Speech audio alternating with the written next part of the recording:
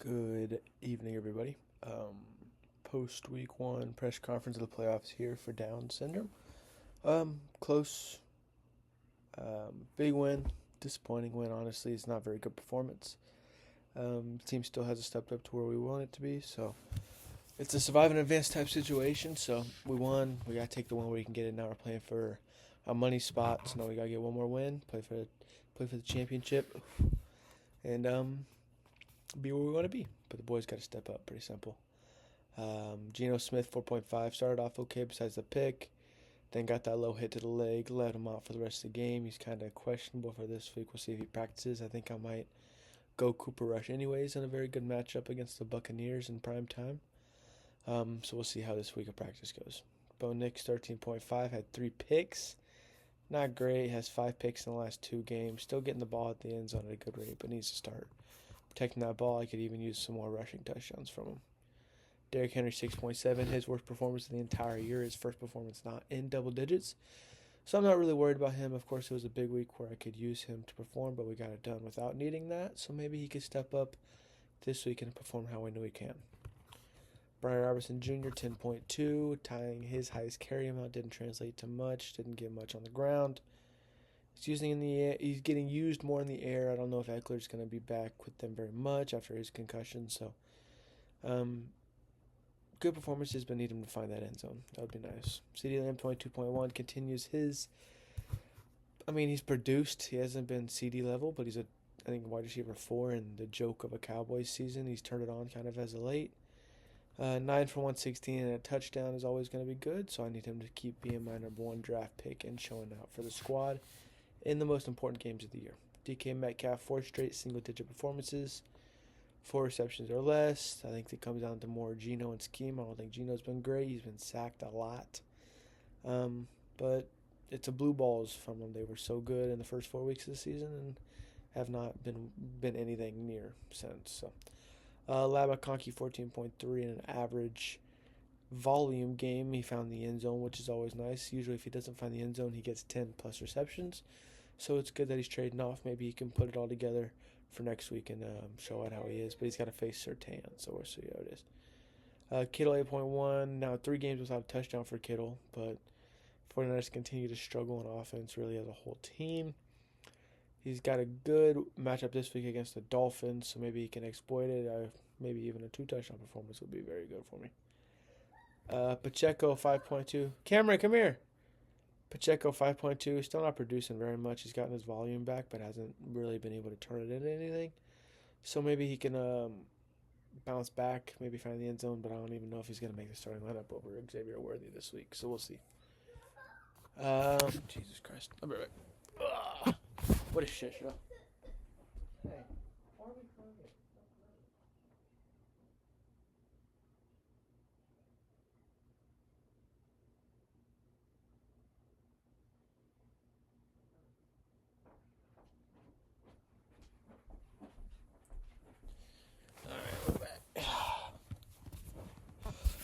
Oh, Jesus Christ. All right, Chiefs D, one of my 2 saviors of the week. Best performance of the year, 27 points. They had, 3 picks, 2 fumbles, 5 sacks. So that'll be a pretty good performance. Cameron Dicker, 6 points, 2 straight average performances. Not great. Need him to step back up into those double digits. Torrey Taylor, my other savior, 14 points, 2 huge, massive, I think 6 or 7 pointers. That really put the nail in the coffin for Ryan. For my bench, Josh Jones, 4.7, back to a prove-it stage with AR-15. Colts defense, 11 points, 3 interceptions, but still kind of got torched late. Hawkinson, 7.7, better quality, still can't find the end zone. Levis, -4. Yeah, I think he's done. Worthy, 16.6, had the tightrope touchdown. He gets right around, 6-7 receptions for 50 yards every week, so it's consistency. But need him to keep finding the end zone to take it to the next level. Tank Bigsby, 4 points. Step down in quality and quantity, so that's not the best sign. And Dobbins is hurt. For Ryan's team, a great effort from Bijan and Reichard on Monday Night Football, but wasn't quite enough. Disappointments from Jameis and Marvin Harrison Jr. Starting receivers were all great. Johnny was great. AR-15 had enough points on the bench. Keenan had enough points on the bench, so it's going to be a frustrating loss that puts him out of the money running. but he'll gear it for next year. He's got one more week against Alex to see who will get the pick 5 or 6. For around the NFFL, Mikey and Nick want to buy. Jesse's team showed up, best performance in multiple weeks. Goff scored 40, Amon-Ra scored 30. Kyron and Achane were efficient. London will be interesting with the QB change now. Jesse will take on Mikey, as that's who Mikey got the scraps of. Nick Lowe chose myself, as we all know. So Jesse has made his first top 4 in the NFFL history. He's a new dad, so it's the trend that usually goes on. I won the championship in my first year as a dad, so it'll be interesting to see if he can get it done.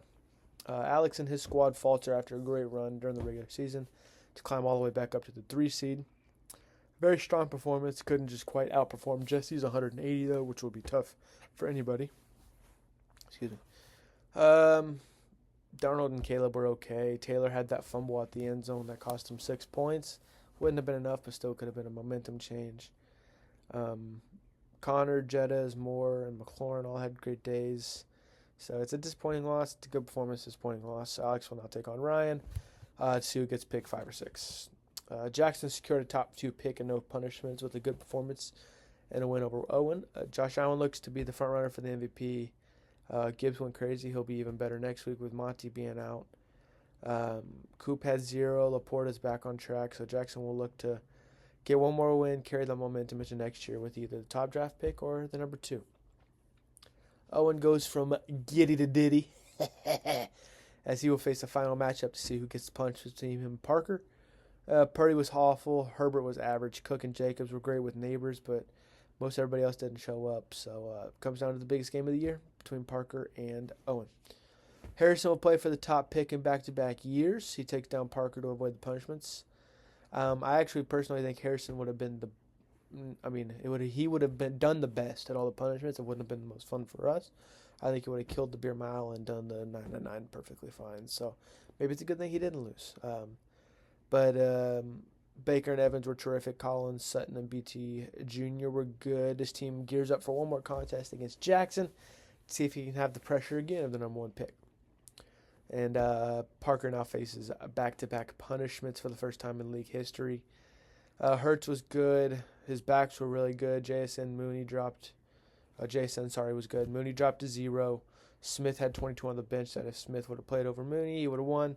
It's one of them circumstances that just, it's painful. So Parker gears up for one more show-off against Owen to see who will become the biggest loser of the year. For my power rankings this year, obviously the standings stay the same as postseason now.